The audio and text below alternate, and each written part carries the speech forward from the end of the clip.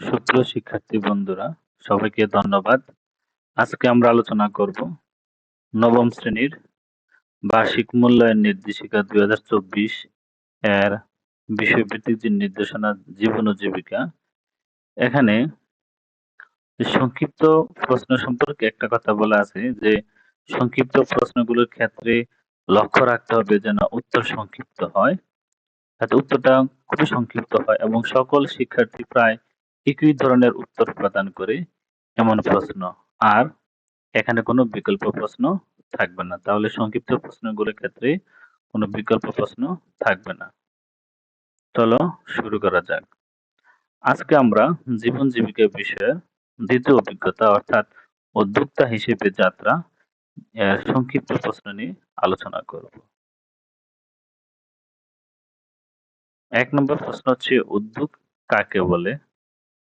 2 উদ্যোক্তা কি?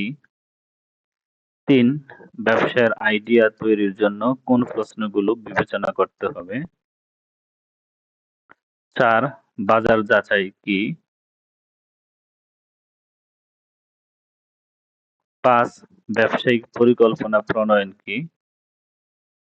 6 ক্রয়মূল্য কাকে বলে? 7 চলতি মূলধন কাকে বলে? 8 প্রত্যক্ষ ব্যয় কি?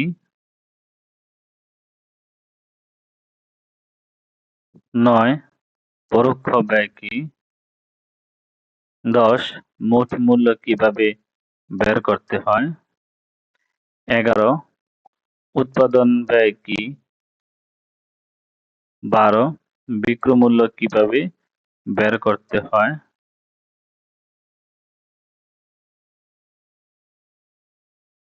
13 বিপণন পরিকল্পনা কি? 14 ব্যবসায় ব্র্যান্ডিং কি? 15 ব্যবসায়িক পারফরম্যান্স মূল্যায়ন কি? 16 সামাজিক উদ্যোগ বাস্তবায়নে কত ধরনের ব্যয় নির্ণয় করতে হয়?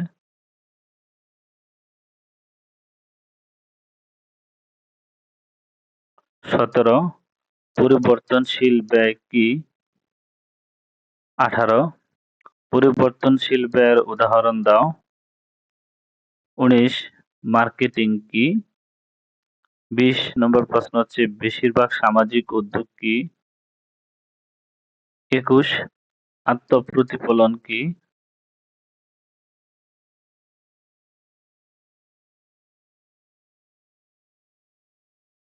সুপ্রিয় শিক্ষার্থী বন্ধুরা, এতক্ষণ সাথে থাকার জন্য ধন্যবাদ। আসসালামু আলাইকুম।